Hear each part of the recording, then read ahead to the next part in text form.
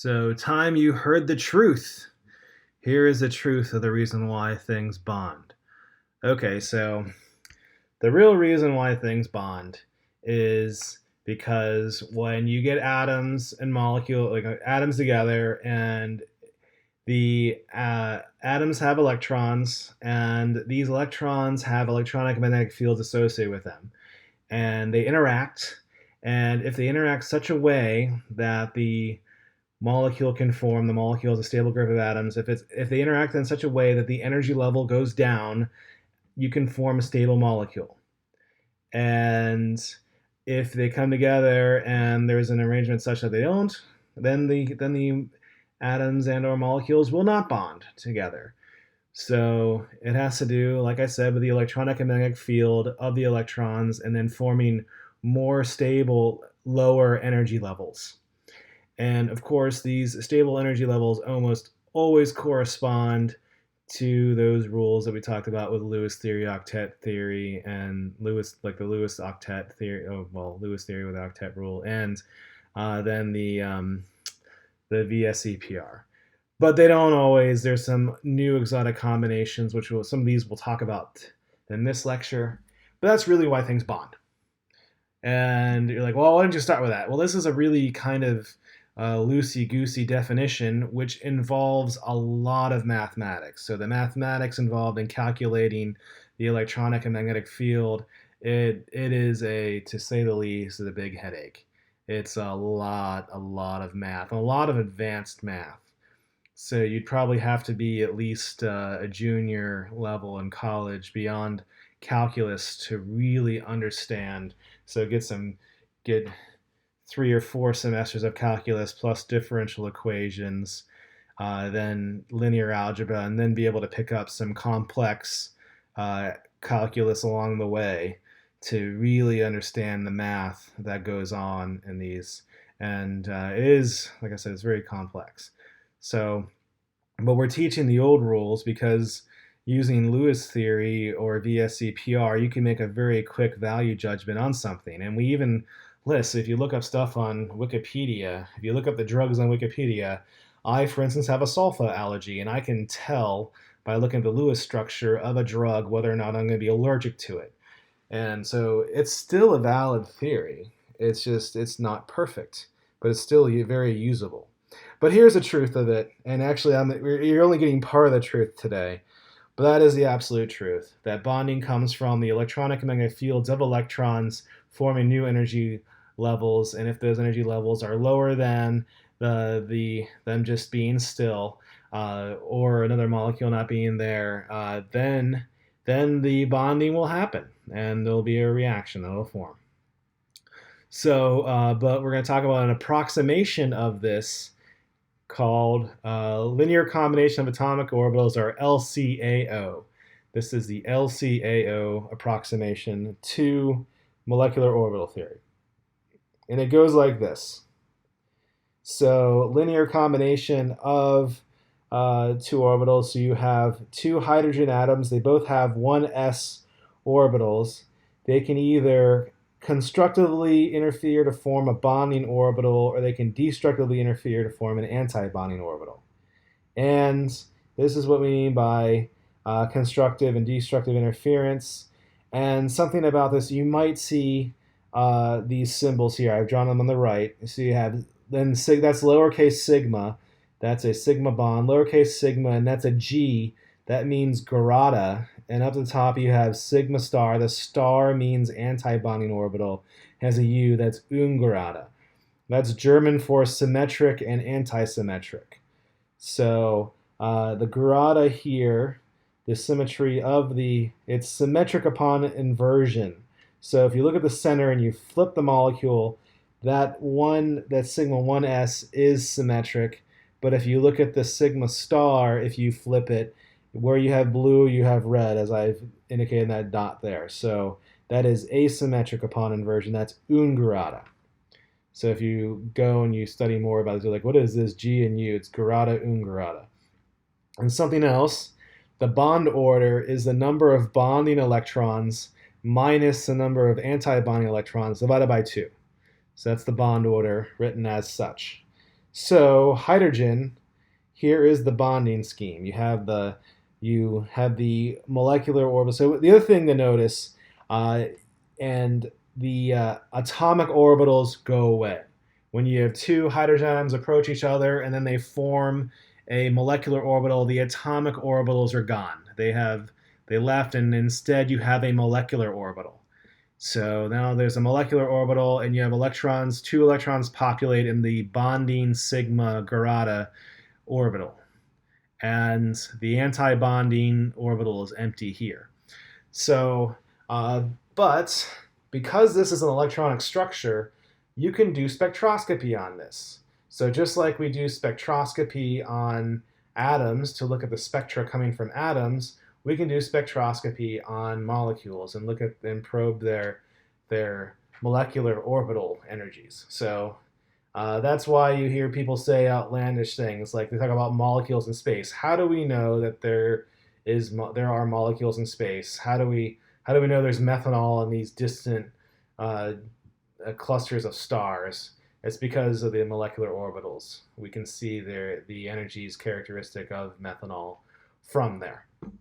Okay, so there is hydrogen, and the bond order for helium. Here's hydrogen, so the bond order, and so BO is bond order, of course. What else would BO mean? It's got to be bond order. There are two bonding minus one or minus zero anti-bonding divided by 2. This means there's a bond order of 1 for hydrogen.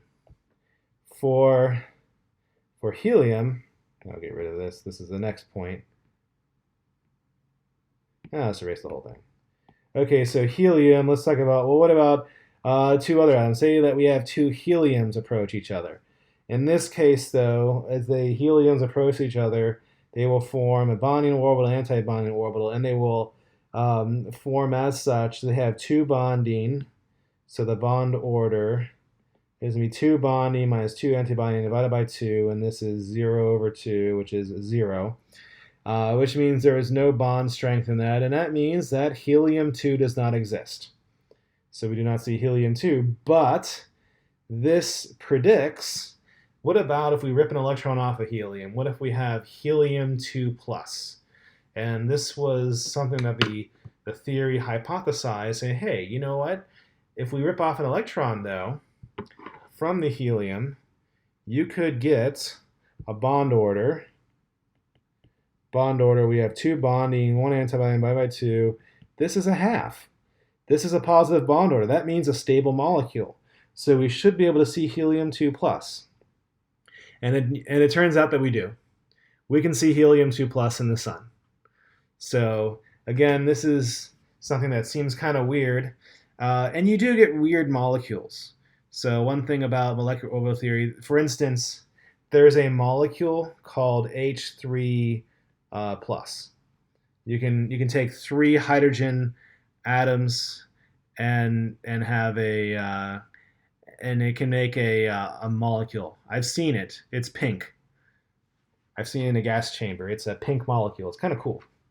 So you can form exotic molecules. Okay, so what about the other elements? So let's go lithium. Lithium, if you have 2 valence electrons, you can actually populate here and form a bond order. So 2, bond order 2 minus 0 over 2. This is 1. So you can form dilithium. And if you're a Star Trek fan like me, you should be very happy that dilithium does in fact exist. Dilithium only exists in the gas phase, though. You can't grow into crystals and have warp drive like they have in Star Trek. But dilithium does exist and in the gas phase. Diberyllium, though, does not exist because the bond order is 2 minus 2 over 2 or 0. But if it's beryllium-2 plus, it does exist. So beryllium-2 plus is a possible molecule. So, cool stuff. All right, what about p orbitals? So how do p orbitals work? And if you have p orbitals, they can form new bonding orbitals. So they can also remember these p orbitals, the atomic orbitals, disappear.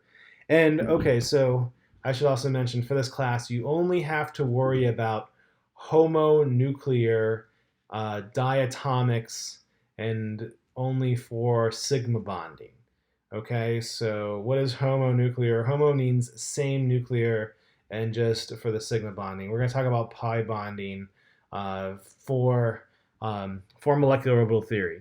We're not going to go very high in this. This is just the intro class. This is the very beginning of it.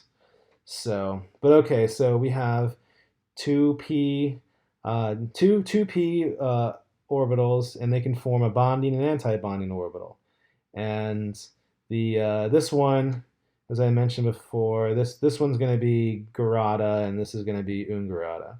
Oh, it's a star. That's the Ungerada one.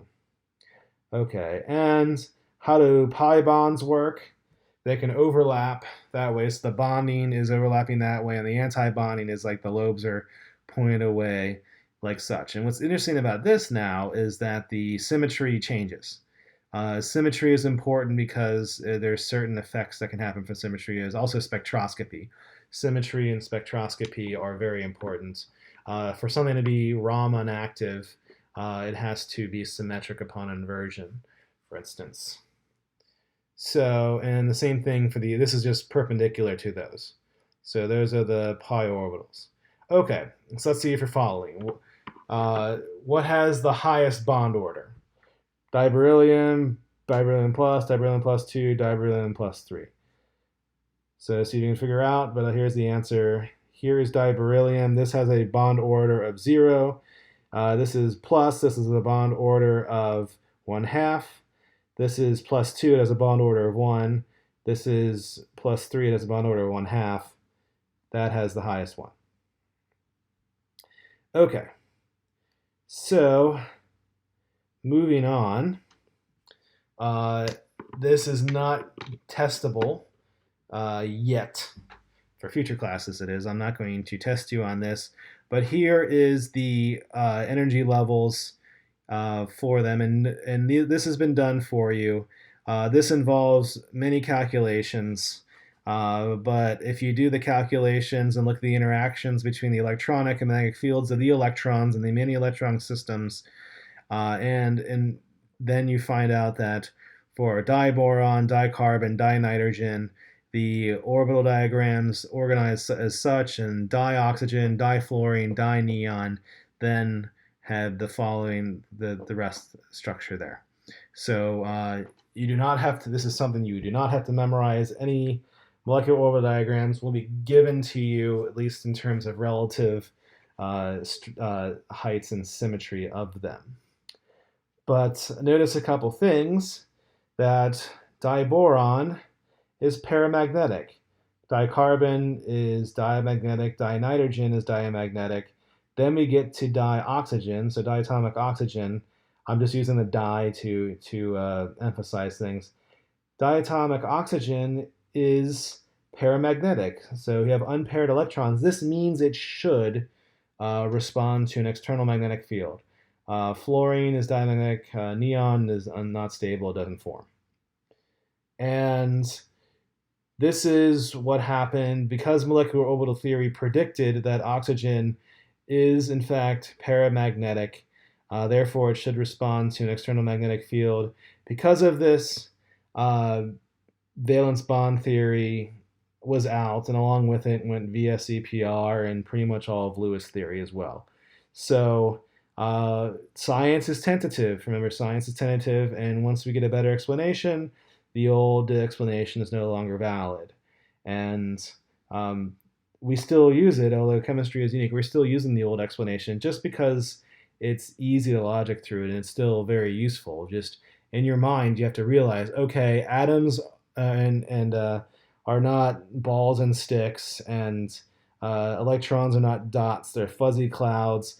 Octet rule works most of the time, but because electrons have electronic and magnetic fields. Sometimes they change, and it just really depends on the environment they're in. And then you can do this by doing the calculations. We can more or less describe most of what happens using quantum mechanics.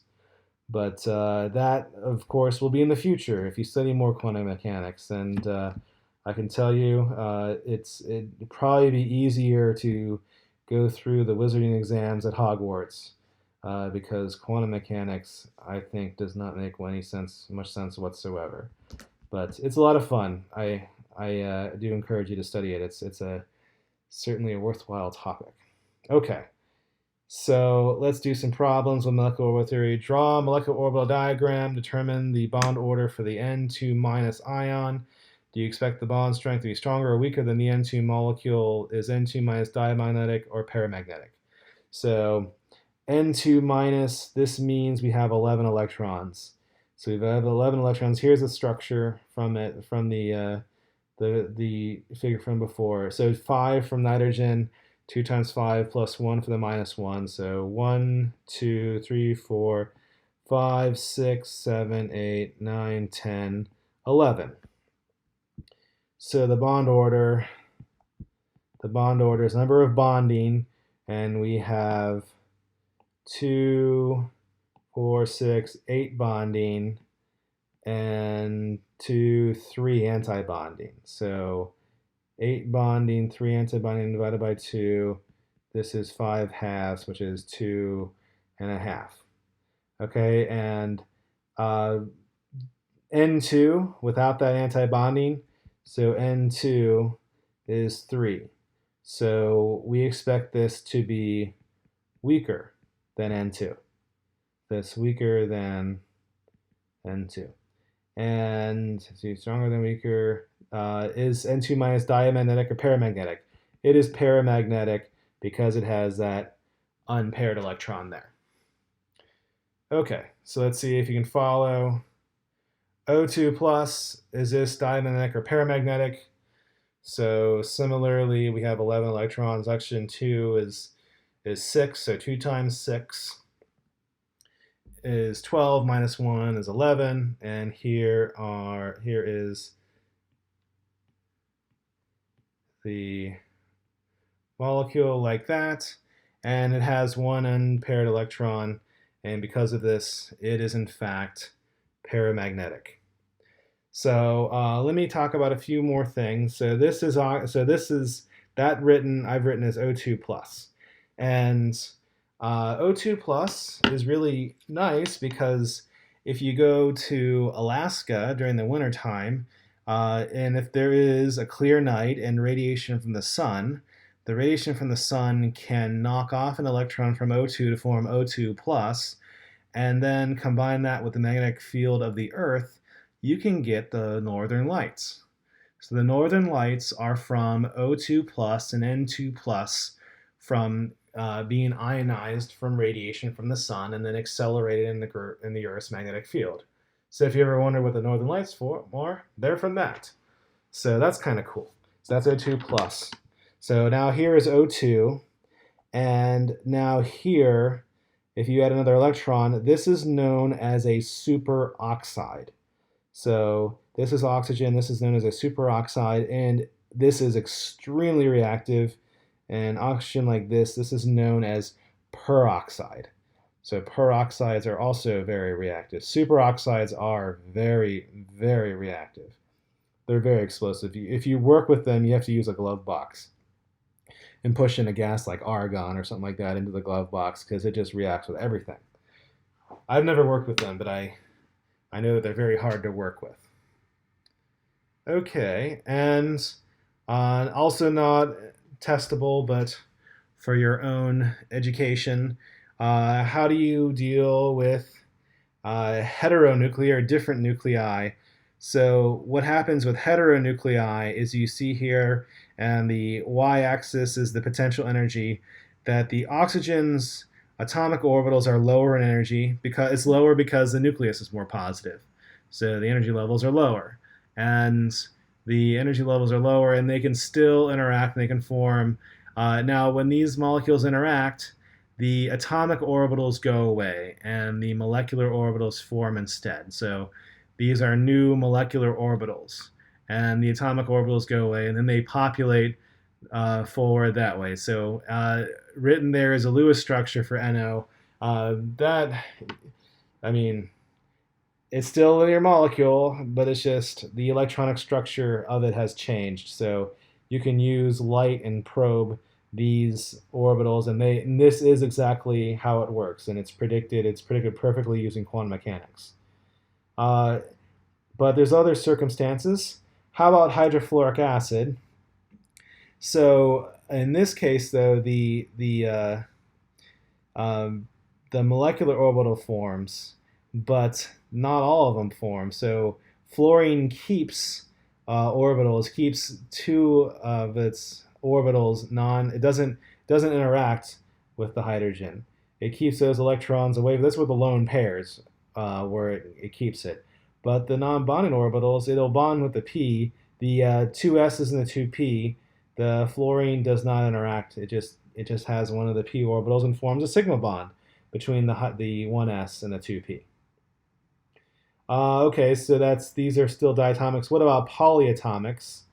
So here is something like ozone, and ozone has p orbitals, and they can overlap as such.